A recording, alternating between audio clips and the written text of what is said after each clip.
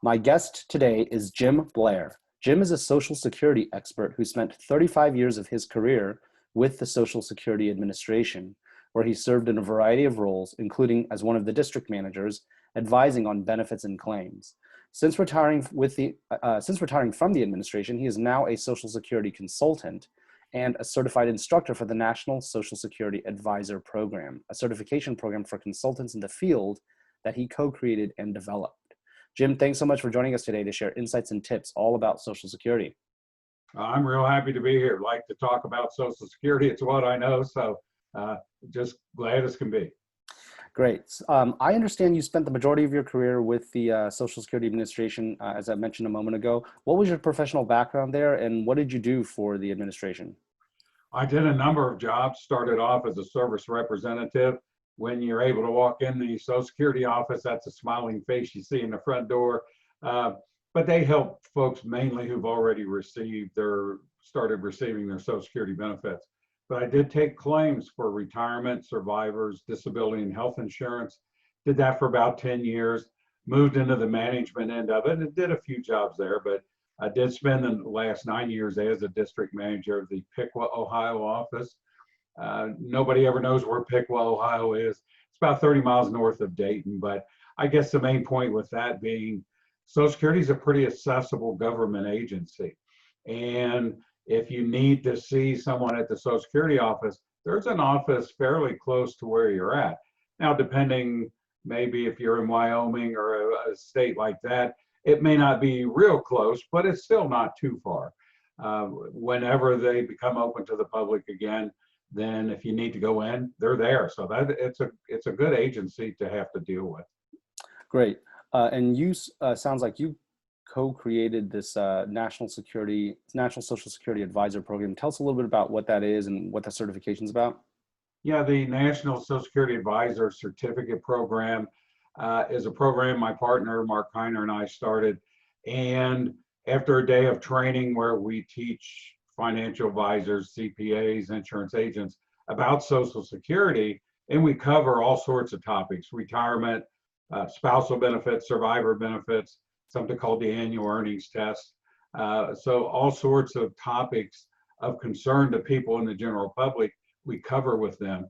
After the day of training, they can take an assessment, also known as a test, but they take the assessment, and if they pass, they become an NSSA certificate holder.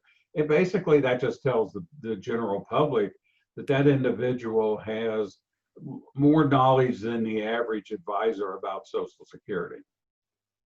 Gotcha. Okay, cool. So, most people know some basics, at least in my audience. I think most people will know some basics about Social Security, namely that, during your working years, you pay into the system via Social Security taxes. And then in your retirement years, once you reach an eligible age, you can start collecting from the system. But for the layperson who doesn't know a lot more than that, to help them orient, can you describe at a high level how Social Security works as like the overall process? Well, a lot of people do know Social Security is a retirement program. They don't necessarily know that it's a program that will pay their spouses in some cases. If they have minor or disabled children, they can receive benefits. Or if there's a survivor case where someone passes away and they leave behind minor children or disabled children, or what Social Security calls an aged spouse, that's age 60 or older. There are benefits that are payable. What folks need to take into consideration when they get ready to apply, and of course, retirement's the biggest one. About 70% of the benefits that Social Security pays out goes to retirement. So it is their big program.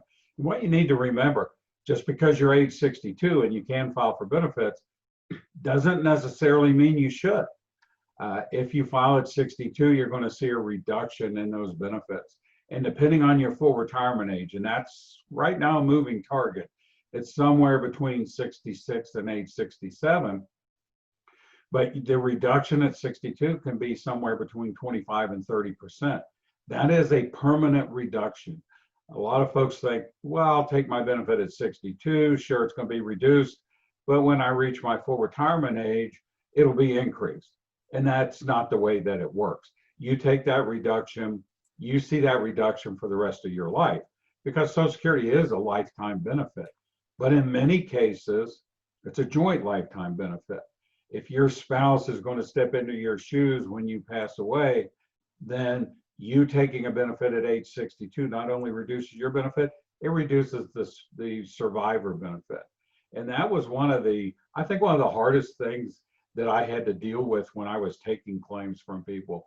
You would see a couple, they were just fine when each of them were alive and receiving their Social Security, but one would pass away and you would be taking care of getting those survivor benefits set up.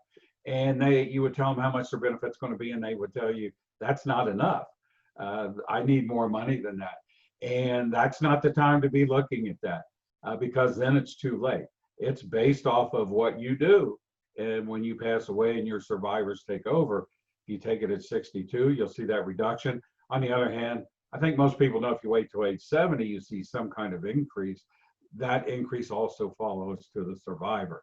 So planning ahead, I think, is the most important thing people can do. You need to take into consideration what's going to follow with your estate planning and that type of thing. But it is a lifetime benefit. I think the thing that people don't know, and of course, nobody knows how long we're going to live. If we knew that, it'd be real easy to say, I should take my benefits at this age. But it's something you need to at least factor in. According to the Social Security Administration, a male in his 60s has a life expectancy on average of about age 84, and a female somewhere around age 87. They also tell us that half of the folks that age will live beyond those ages, and a quarter of those folks will live to be 95 or older. Now, they don't tell us which one of us those are, so we kind of have to figure that out on our own. But you look at your health and your family history.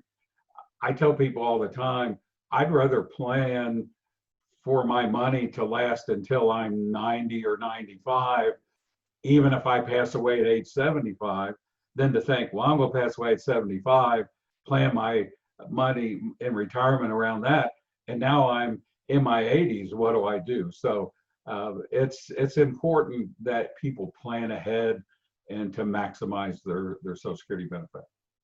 Great. So there's a lot of interesting insights there, and would love to unpack some of that. So as you mentioned, a lot of the complexity in understanding how to maximize your benefits is in determining when to start collecting payments after you become eligible, because there's this range of years where you can choose to enroll, and the age you decide to enroll determines your benefit amount, as you said, for life, and you can't change that decision once it's made. And there are these trade-offs around the size of the benefit, how it might affect your spouse or survivors, and also you have to kind of estimate your own mortality. So for someone who's thinking about when to claim and claiming strategies, can you provide a framework or pointers for how they should think about the optimal claiming strategy? You've alluded to some of the factors that they should consider, but what are sort of the full range of key factors that folks should consider when thinking about when to claim? Sure. The first thing that folks should do is go to the Social Security website, ssa.gov.gov. And on that website, they have what they call an account. It's called My Social Security. You need to sign up for that. And once you do that, you can look at your Social Security benefit statement whenever you want. They used to mail them out every year. Many years ago, I think it was 2012, they stopped doing that. Supposedly, they mail them to you each year when you're in your 60s. I talk to people all the time in their 60s who say, I haven't seen a statement in years. So create the account on ssa.gov. Then you can look at your statement, because this will give you an estimate of your benefits at age 62, at your full retirement age, and even age 70. Now, they do make an assumption, and they assume on this statement that you're going to continue to work and earn whatever it was you earned last year. And the closer you get to age 62, the more accurate it is. But it's a great planning tool for you to look at. So both you, and if you're married, your spouse should create this account and look at your Social Security benefit statements at least once a year. And they will remind you once a year to look at this statement. So you've got an idea of what your benefits are going to be. This is a great base. You're looking for what kind of income do I need in retirement? And then where does that money come from? Well, we know once you start your Social Security, you're going to receive that the rest of your life. Do I start it earlier and take a reduction? Do I wait until full retirement age? One thing to take into consideration, what's your break-even point? If we just look at the dollar amount of taking the reduced benefit versus the higher benefit at full retirement age, it's about a 12-year break-even point. So if your full retirement age is 66, you're looking at about age 78, you've received the same amount of money from Social Security. If your full retirement age is 67, it's about age 79. And as I mentioned, average life expectancies, either for you or your spouse, exceed those dates. Now, waiting till 70, that's a little trickier.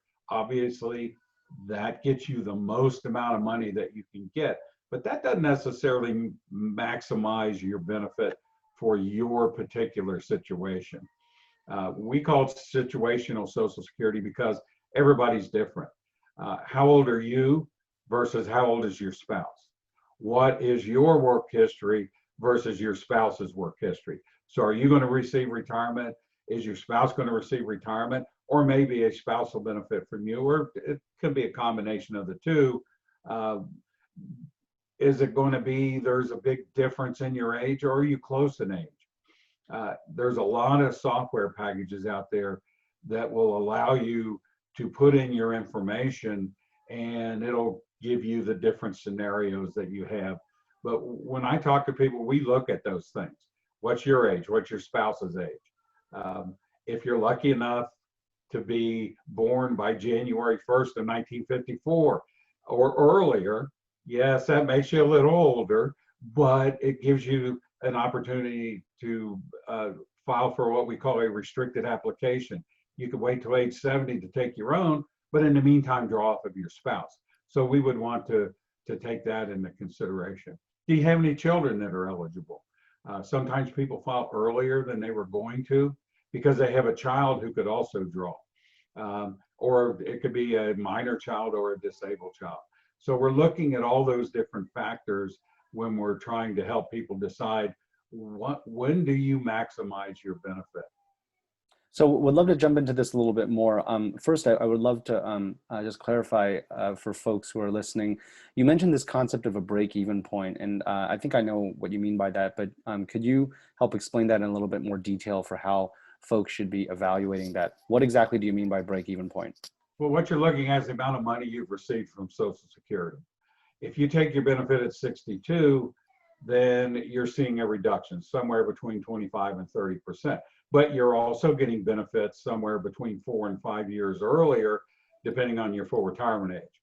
So to draw that benefit earlier, you take less money.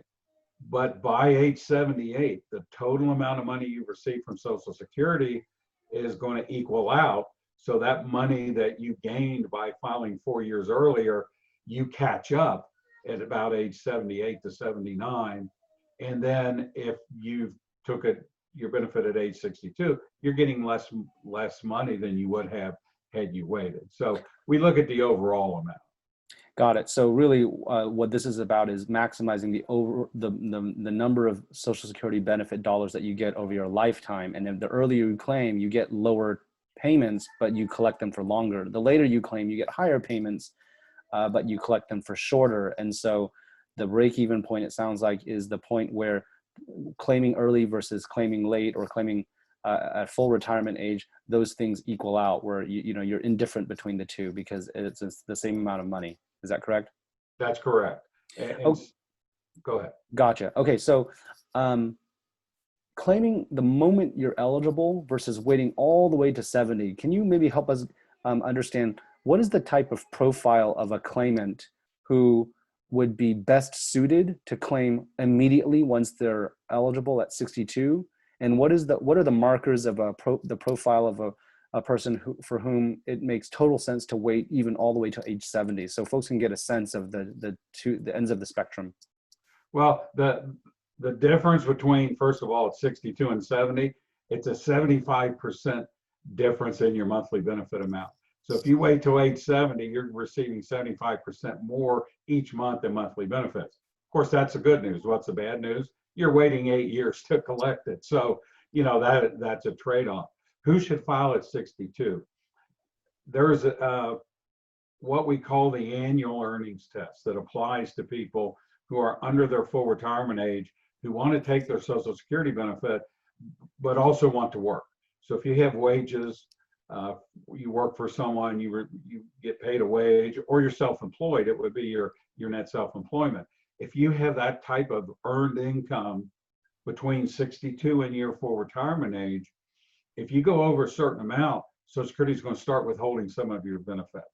So if you're still working, maybe filing at 62 doesn't make sense because you're not going to receive that benefit. This year, the amount you can earn before it affects your Social Security is $18,240. If you go over that, they hold back $1 benefits for every $2 that you go over. Once you reach full retirement age, that goes away. The amount of earnings you can have from what earned income doesn't matter. You can draw your Social Security benefit. So what is your work plans between 62 and full retirement age? Now, waiting until age 70, most of the people that I see that wait till age 70 wait because they're still working. And they know that they can get an 8% a year, it's guaranteed, 8% a year increase by waiting past full retirement age, no later than 70, because you stop earning that at age 70. But that's guaranteed. You can't get an 8% guaranteed anywhere, but it's not compounded. You wouldn't have to earn 8% out on the open market to match that, but it is guaranteed. So that's the good part. But you do need income. So if you're retired at full retirement age, a lot of people go ahead and take their Social Security. And the other part is you don't have to wait till you're 70. It's not either or. A lot of folks will delay past their full retirement age and earn some delayed retirement credits, but most people don't wait till age 70. So it just depends too on what your income needs are. What will your income needs be once you've stopped work altogether? And the more you can make that from Social Security, I think on average, folks have about 40% of their income in retirement comes from Social Security. The more you can make that percentage, or the higher you can make that percentage, the less stress it puts on your other sources of income. Depending on how you save or how well you do in investments, you could run out of money. I mean, technically you can, hopefully you don't, but technically you can't. You can't run out of Social Security benefits. Regardless of what you hear on TV, it is a lifetime benefit. Okay, cool. So it sounds like, whether you work or not influences the decision of whether to claim earlier versus later. What your personal financial situation looks like will influence whether you claim earlier or later, namely, how much you need the money earlier versus later. What other factors should folks consider when deciding whether to claim on the early end or late end in terms of, say, their spousal situation or family situation, maybe their health situation? What are the markers that would suggest someone would benefit more by claiming earlier or later in those scenarios? Well, family does factor in. So it depends on your spouse's work history. If your spouse never worked under Social Security covered employment and they're going to draw off of your work record, they can't draw until you apply. So if you wait till age 70, they wait till you're age 70 to draw their benefit. So a lot of times, particularly if you're close in age, that doesn't make a lot of sense. Delaying from full retirement age to age 70 is about a 12.5-year break-even point. But if you factor in a spouse, you're looking at maybe a 17 or an 18-year break-even point. So it doesn't make a whole lot of sense. Are there children eligible on your work record? If you don't apply, then they also have to wait. So they're going to have to wait till you file to take their benefit as well. That may mean that filing earlier, getting less money for yourself, still brings more money into the household. Now, one other factor, particularly if somebody's still working, would be income taxes. And Social Security benefits are subject to federal income tax. There are about 9 states where it's subject to state tax. But you want to consider, if you're still working, say you're working full-time, you're full retirement age, if you take your Social Security, whatever tax bracket you're in, some of your Social Security is going to be subject to that tax. Got it. And health considerations that folks have? How should folks think about that in terms of claiming, timing their claims? That's a tricky one because a lot of people think, well, my health is terrible. If I'd have known I was going to live this long, I'd have taken better care of myself, but I didn't. So my health is awful. I'm taking my Social Security right away so I can get something before I pass away. That's fine. That is definitely a consideration, but also consider any survivor benefit. So if your spouse is going to step into your shoes, it's not just how long you're going to receive your benefit. How long will your spouse receive theirs? If they're in pretty good health or their family history says everybody in their family lives into their 90s, if you take your benefit earlier and your spouse then steps into your shoes, they're going to take a lesser amount because of that. So it's not only your health, but also your spouse's health. Now, single people, obviously, they would take their benefit, particularly if they're in poor health. Go ahead and take it because you don't have that issue of someone stepping into your shoes. So that's another factor as well. Okay, cool, great. I want to step back for a moment and just give a little bit of insight into, because we've been talking about, how to claim. I would love to get some insight into like how benefits are even calculated in the first place. What is the formula for how Social Security benefits are calculated? Oh, that's a tough one. Everybody better get a cup of coffee and get a lot of caffeine in them. This one is a little dry, but I'll do the basic one. They're going to use your highest 35 years of earnings. Now, first of all, to become eligible, you have to earn what Social Security calls credits. They used to call those quarters of coverage. They call them credits now. They're exactly the same, but based on your earnings, you can earn up to 4 credits per year. Everybody needs 40 to be eligible for a retirement benefit. That's 10 years of part-time work. Once you have those 40 credits, you're eligible for some type of retirement benefit. But when they compute that benefit, they're going to use your highest 35 years of earnings. Now, what they do to those earnings, for all the wages you had from that very first job at Wendy's or McDonald's that you had when you were a youngster, up to through age 59, they'll apply an inflation factor to those years, bring them up to today's dollars. And that inflation factor is based on the year that you turn age 62. So once they apply that inflation factor, they pick the high 35 years, they divide that by 420. That's the number of months in 35 years.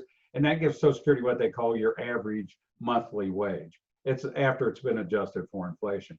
And they'll take that wage and break it into three brackets. They call them bin points. And the way it's weighted is to give lower earners a better percentage return of Social Security benefits versus the higher earners. They don't get more money, they just get a better return on what they've paid. So they'll take that average wage and come up with a figure. They call it a primary insurance amount. You may see this when you look at different documents and articles about Social Security. It's called a PIA. Basically, that's your benefit at your full retirement age. And that's what they base everything off of. So keep in mind, whether you have 35 years of earnings or not, that's what they're going to use. If you have 25 years of earnings, you've got 10 years of zero earnings in there. Gotcha. Okay, so that's really helpful context. So basically, you need to work 10 years minimum to get anything, and after you work 35 years, then at least you're getting credit, so to speak, for every year. And then if you work more than that, it sounds like they're just picking the highest 35 wage earning years for purposes of calculating the primary insurance amount. Right. Okay. We sort of touched on this a little bit earlier. We talked a little bit about spousal and child benefits and survivor benefits. I think in sort of common knowledge, people think about Social Security as a personal retirement benefit, and maybe the spousal and child and survivor benefits are less well known. Can you describe a little bit about how those benefits work and how they impact claiming strategies? Sure. The spousal benefit we'll talk about first. You have to be at least age 62 or older. You have to be married to your spouse for 12 months or longer. Now, a lot of people confuse that with the divorced spouse, where you had to have been married 10 years or more. But if you're currently married, it's 12 months, you're age 62. And the key is your spouse has to have applied for benefits, either retirement or disability. They don't have to be 62. They could be age 58 and drawing a disability benefit. But if you're age 62, you could draw a spousal benefit. It's going to be based off of half of their benefit at their full retirement age. If you're eligible for a Social Security benefit on your own work record, you have to take that first. Then if you're eligible for an additional amount from a spousal benefit, they will pay you that amount. Now, I'll just give you a quick example. The higher earner has a full retirement age benefit of $2,000. If the spouse never worked at their full retirement age, they'd be eligible for $1,000 or half of their, even if that person took their benefit at 62 and the worker was receiving $1,500 a month, at their full retirement age, their spouse could receive half of the $2,000. But if they had worked themselves and they were eligible for $750 a month on their own at their full retirement age, well, they would take from their own and get $750. They get another $250 from their spouse to bring them up to that $1,000. If your own benefit is $1,200, you wouldn't receive any spousal benefit. So it's all going to be based on your work history. Of course, just like retirement, if you take a spousal benefit before your full retirement age, it also is reduced for age. Now, children are eligible, minor children under the age of 18, as long as they're not married. If they're between 18 and 19 and still a full-time student in high school, not college anymore, but high school, they can draw till they either graduate or reach age 19. And I think what I see more often than the minor children, if you have a child that was disabled before the age of 22, when the parent applies for benefits, that child is eligible for a benefit. And it's based, just like the spouses, it's based on half of the worker's full retirement age benefit. And then they can draw that benefit the rest of their life.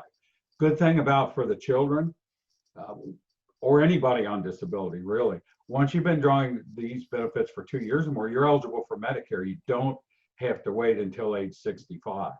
So you might have someone who's age 66 filing for Social Security benefits, and they have a child who's age 40 who's been disabled since birth.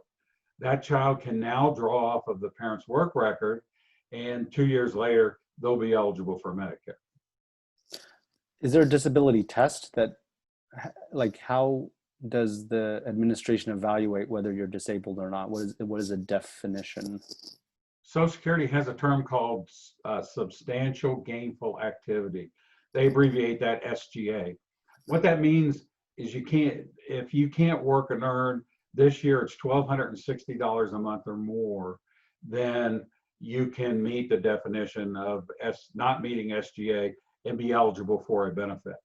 Now, one thing that they do look at, it's not just based off of a job you were doing, but based on your age, your education, and your work experience, are there other jobs you could do?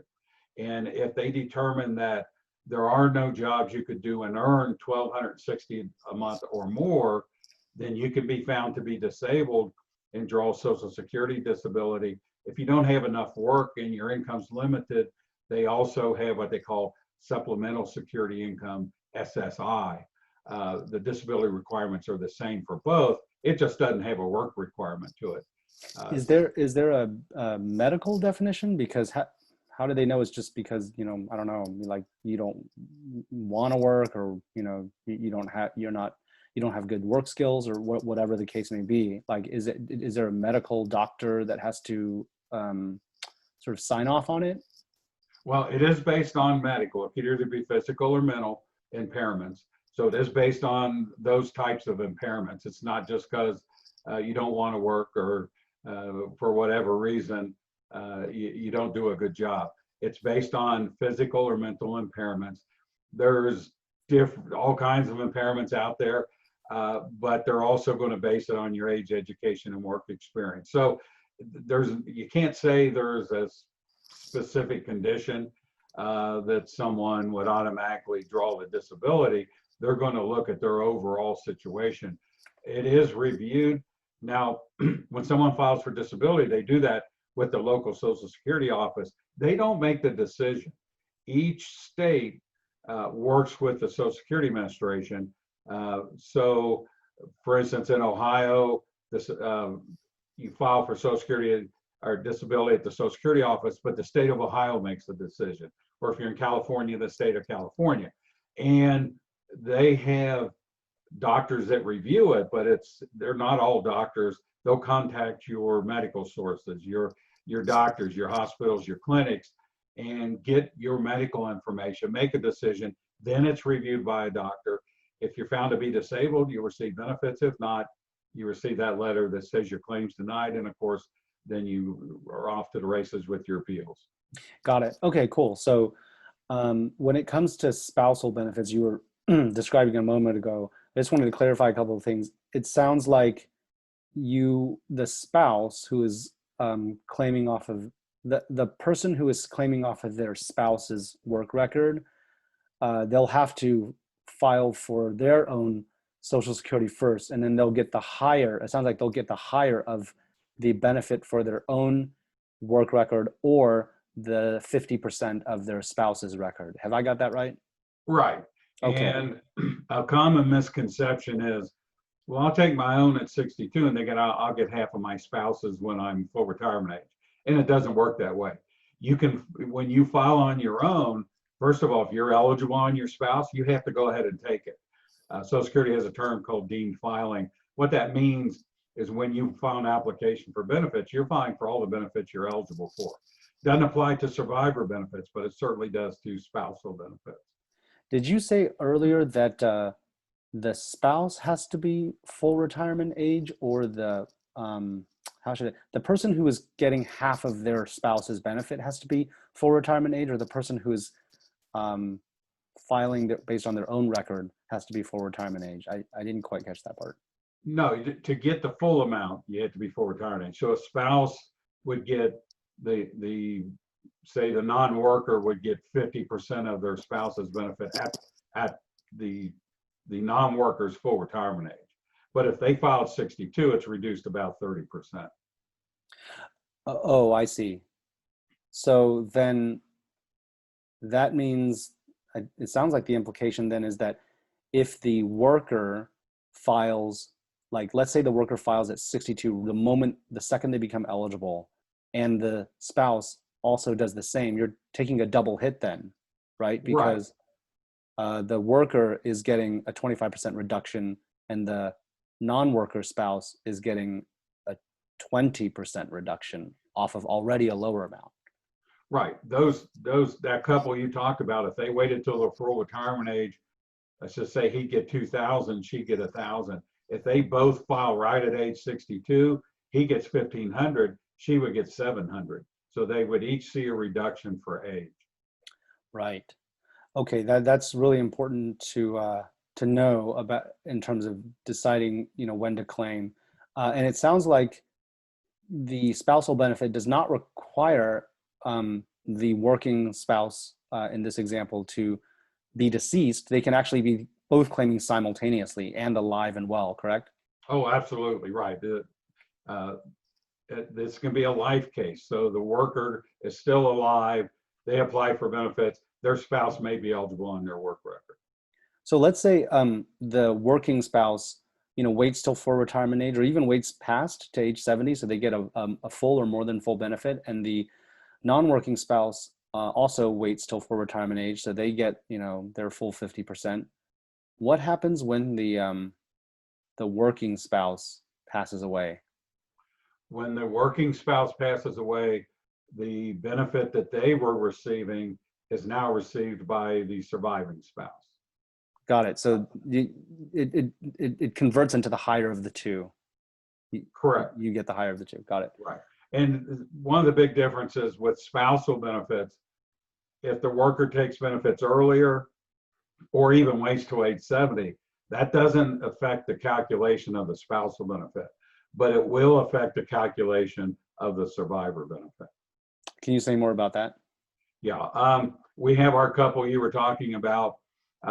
He files at age 62, he gets 1,500. If his non-working spouse is older than he is and they're full retirement age, they'd get $1,000, half of the 2,000. So the fact that he took a reduction didn't carry over to the spouse. If when he passes away, though, now her benefit is his benefit. She just gets the $1,500. If he had waited to age 70, her benefit's still $1,000. His benefits increased, say, 32% to $2,640. When she survives him, she get the $2,640. I see. So it sounds like the implication then is that when the working spouse passes away, the survivor anyway is going to get be able to sort of step into the shoes of the deceased and claim that benefit, assuming it's higher. Right. They'll receive 100% of what the deceased was receiving, or if they weren't receiving it, what they would have been eligible to receive. Or, oh, I see, what they would have been eligible to receive at the time of death? Or right. So someone's age 66, I'm going to wait till 70 to take my benefit, and they pass away at age 68. Never received a Social Security benefit. Those delayed retirement credits they earned for those 2 years would apply to the surviving spouse. I see. Sounds like your phone is ringing. Yeah, I apologize for that. No worries. So I gotcha. So basically, it does not require the deceased to have actually filed a claim. It just matters how old they were when they were deceased. Right. Right. And so what could they have received when they passed away? Even if they'll pass away before age 62, someone dies at age 50, their surviving spouse at age 60 or older can still draw benefits off of their work record. Got it. Okay, cool. So that covers spousal and survivor benefits. We talked also about disability benefits, how these impact claiming strategies. One of the things that is, I think comes as a surprise to many people, I was certainly surprised when I learned about this, is that there's also a divorced benefit, which you touched on very briefly earlier. Why does this exist, and how does it work? Well, I'm not sure why it exists. Maybe because one of our congressmen had a divorced wife bugging him for money or something. But I guess they felt that if you spend enough time with an individual, you should be eligible for benefits based off of their work record. So to be eligible as a divorced spouse, and there's actually two categories of divorced spouses. First thing Social Security is going to look at, you have to be age 62. You had to be married to your ex-spouse for 10 years or more. Your ex-spouse has to be receiving a Social Security benefit. And of course, you have to be single. So you can't be married and draw off of your ex-spouse. If you meet those requirements, then you can draw the benefits, and they're computed just like a spousal benefit. If your ex is not going to apply for Social Security benefits anytime soon for various number of reasons, there's a second category. You still have to be age 62 or older, but so does your ex. So if you're both 62 or older, you were married to them for 10 years or more, and you've been divorced for 2 years or longer, then you can draw off of, and you're single, you can draw off of their record even if they don't apply. So you and your ex-spouse are both age 62, your ex-spouse is still working, not filing for Social Security benefits. Technically, as long as you've been divorced for more than 2 years, you're eligible off of their work record. I see. Does it require cooperation between the parties? Because what if the parties are, let's say, not on speaking terms? Does it require approval by one for the other, or can the divorced spouse just apply unilaterally on their own? Yeah, and how would they know, by the way, that they can, how would they know about the claiming status of their ex-spouse? You won't know. If your ex-spouse applies on your work record, you don't know unless they tell you. Social Security is not going to tell you. They don't have to get permission from the ex. They don't have to contact them. The only time that they might contact the ex-spouse is if you can't come up with their Social Security number and Social Security can't either. And they would ask, do you care if we call and get your ex's Social Security number? Because you're right, generally, if you're divorced, that means 9 times out of 10, it didn't end on a good relationship. There are a lot of people that have good relations with their exes, but there's a lot of divorce cases because of domestic abuse. And in those cases, the people will tell you, I want nothing to do with my ex-spouse, because if they find out I'm going on their work record, there's all kinds of problems. They will never know. Technically, you can walk in the Social Security office and say, give me a copy of my Social Security record, and you're entitled to receive that. If your ex is drawing off of your record, that will be missing. You will not see that. So there's no way that you know. The way Social Security finds this information out, when you apply for benefits, they're going to ask you, are you currently married? And after you give them that information, they'll ask, did you have any prior marriages? And if so, did they last 10 years or more, or did they end in your former spouse's death? And so they ask those questions because maybe you're eligible on your ex's record, or maybe they're eligible off yours. Got it. I may have missed this a moment ago, but you mentioned the two buckets of divorced cases. The latter being one where you're applying for divorce benefits based on your ex-spouse's record, but they haven't claimed yet. You're both 62. They're still working. The first bucket did the part I didn't quite catch was if you are applying for divorce benefits, does your ex-spouse need to have filed for claim? Must they have filed for their own benefits, or is that not necessary? No, they would have had to have applied. So they're either receiving retirement or disability. Gotcha. So then, in that case, if I want to apply for divorce benefits based on my spouse's work record and I'm not on speaking terms, how would I know when? Like, would I just walk into a Social Security office and apply, and let's say my spouse hasn't yet filed for their own benefits, then my application would just be waiting until my ex-spouse actually submits their application, or would I have to just keep going back, periodically to see, sort of to test when my ex-spouse had filed? Does that make sense? Like, if they're not in speaking terms, how would the one spouse who was applying know about the filing status of the other spouse, or do they not need to know that? Well, Social Security will look that up when you apply. So you file for benefits, you say, yes, I have an ex-spouse, and give them enough information, and they don't need much to come up with their Social Security number if you don't know it. They'll look to see if they've applied. I see. So if they look to see and they see, nope, they haven't applied yet, so sorry, we can't help you, do they just say, come back some other time? Or do they say, we'll take your application and put it in a pending status so that once your spouse applies, then we'll automatically, begin your benefit? Well, no, you'll need to know to contact Social Security, but what they should tell that individual, I see your ex-spouse hasn't applied for benefits. You've only been divorced 6 months, so you're not eligible yet, but you will be in another year and a half. So contact us in a year and a half, and you can get an additional benefit from your ex-spouse's work record. What if they contact an addition, a year and a half later, and the ex-spouse? Oh, I see. You're saying that then they move to the second category. Right. I see. That's called independently entitled divorced spouse. So once you've been divorced 2 years or longer, now, and if both you and your ex are 62 or older, you've moved into that category.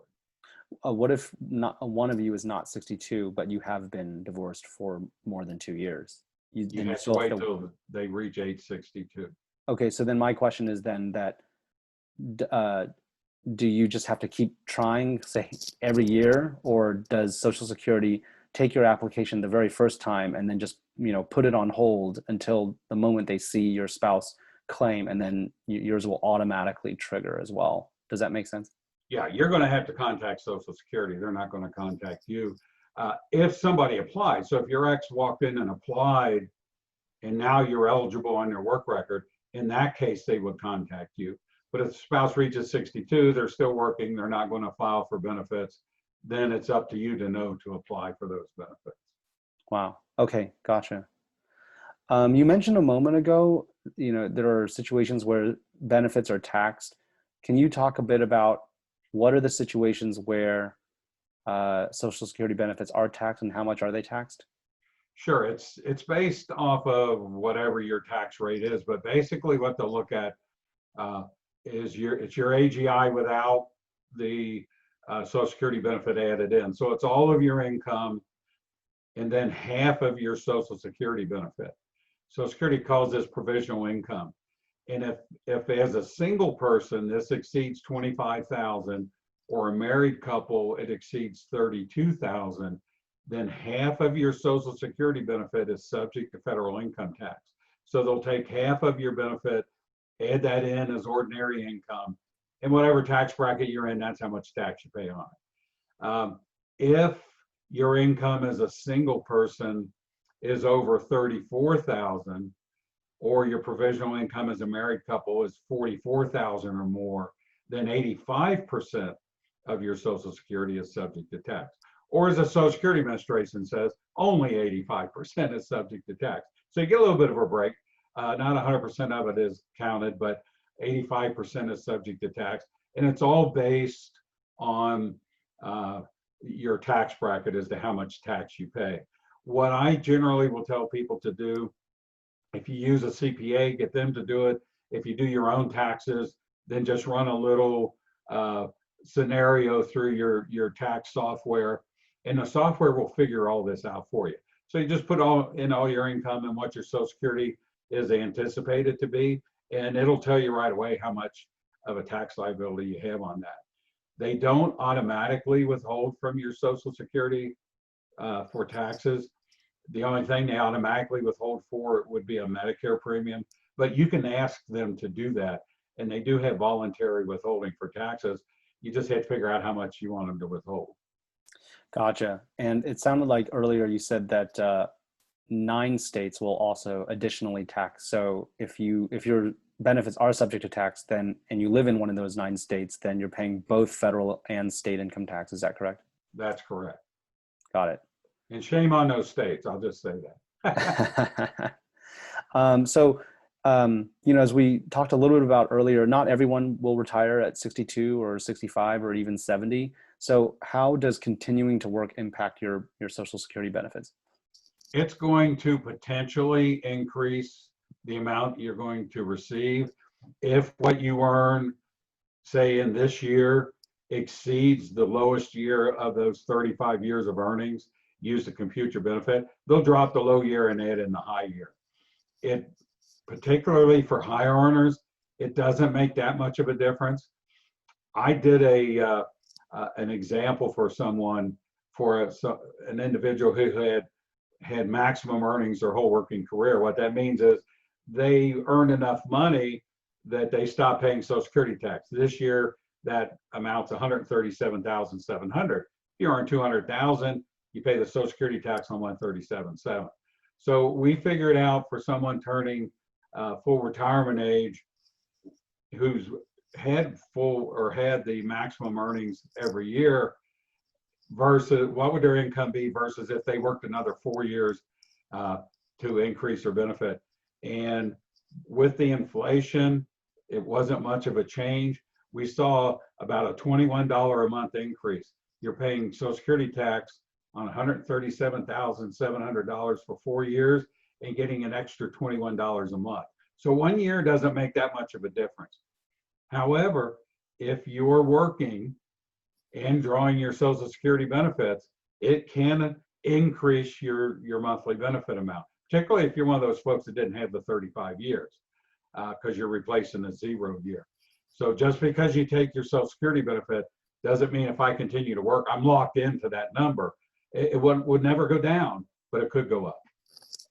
But if you delayed beyond full retirement age, you still get that 8% per year sort of accelerator for like a reward for waiting, right? Right, and they're two separate things. You still, if you're working, you can still get credit for your earnings, and then on top of that, you get the 8%. Gotcha. Okay, great. So after the Social Security base fund runs out in less than 20 years now, what is likely to happen politically to Social Security? This is not a political question, but I'm just curious. You've been with the administration for a long time. What are the likely scenarios? Sure. And believe it or not, there are proposals out there in Congress. They just have to take action on it, and the president has to sign it. I think one of the things that's going to happen that's almost in every proposal, and so I suspect this is really going to happen, is they're going to raise the full retirement age. Currently, if you were born in 1960 or later, your full retirement age is 67. They're going to raise that to age 70. Now, it's not going to be overnight. It's more effective for people in their 20s and 30s. It may affect people in their 40s, but it'll be a progress. It's taken 22 years to move it from 65 to 67. It'll be something similar, but they're going to raise that full retirement age to 70. I think another thing they're going to do is raise the amount that you pay Social Security tax on. I just previously mentioned the cap this year is 137.7. To make Social Security solvent, or at least almost solvent, they would need to raise that to about 240, 250,000. Now, if they do that, that's a double-edged sword, because that means your higher earners are going to receive a higher monthly benefit amount, which is going to eat into the money in the program. So they're probably, along with that, going to do a little bit of means testing and just put a cap on that average wage we talked about earlier. So the lower earners will still get the same amount of money that they're entitled to. The higher earners will just have income that they paid Social Security tax on that they're not getting any benefit from. I think those things are probably a sure bet. It needs to be done by 2035, but let's say nothing is done. That scares a lot of people. What's going to happen if you watch TV or listen to the radio or you go on the internet, Social Security's broke. Well, that's not true. Social Security right now has almost $2.9 trillion in assets. It's in the form of U.S. Treasury bonds, but it is available to them. And every year so far, there's always been a surplus. And by law, that's what they have to do with the surplus, is buy those Treasury bonds. I suspect in 2020, maybe 2021, for sure, but we're going to start seeing a deficit. So that means less money's coming in from the taxes, from the income tax, from interest on those Treasury bonds to pay all their obligations. So they're going to start cashing those in, and they'll be gone by 2035. If nothing is done, by law, the Social Security Administration cannot operate in the red. And what that means is they'll have enough money coming in to cover about 79% of their obligation. That means if you're getting Social Security, you're going to see a 21% pay cut. I haven't found anybody yet that wants a 21% pay cut. So, will it be fixed? And not to be political either, I think it'll be fixed. We had the same issue back in the late 70s, early 80s. They were able to get it done. I know the political climate's a lot different now, but politicians still want to get reelected. Are you going to vote for somebody who cuts your Social Security income by 21%? I know I'm not. So I think eventually they'll get it done. Okay, got it. So it sounds like, the absolute worst case Armageddon type of scenario, the worst case scenario is benefits are cut by 21, but in no event does it go to zero. Right. Okay. So I guess that leads then into my last question here, which is, when it comes to retirement finances, it sounds like then, do you think younger people can rely on Social Security enough that they can safely factor it into their retirement planning? Or it sounds like they don't have to assume that it's zero when they plan their retirement nest egg. Is that correct? Right.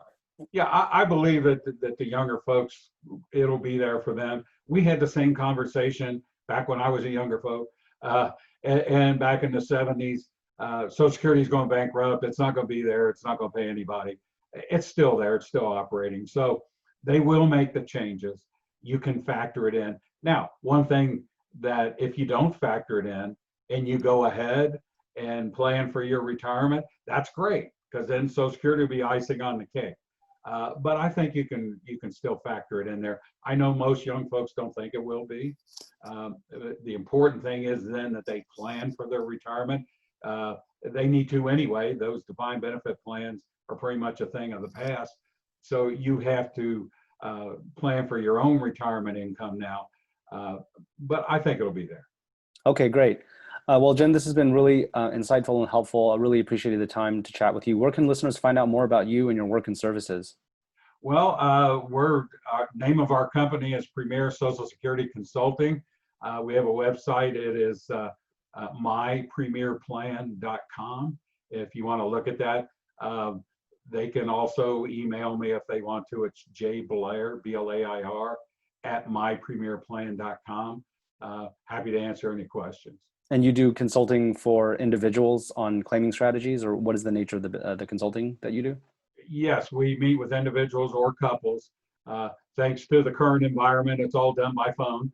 But it's easy enough to do that. We've always done that. I'm in Cincinnati, but we've done it for people all across the United States. So we would need to get their Social Security benefit statement, and we can put together their strategies, email it to them, and then through a phone call discuss that. One thing that we do, once you take our service, you can always come back to us and ask questions. Hey, let's take a new look at it. There's never any additional fees or anything. So it's one-time fee. Okay, great. Well, we'll link to your consulting firm's website in the show notes for this episode. Hopefully that'll be helpful to folks. And for folks who are also interested, I also wrote an in-depth blog post on Social Security. We covered many of the same topics of the strategies and topics that we talked about today. You can get that at hackyourwealth.com/social-security. We'll link to both in the show notes. Jim, thanks so much again for taking the time to chat with me today. And stay safe during all this pandemic craziness out there. Thanks, you too. And I appreciate you having me on. Cheers. Take care. Bye.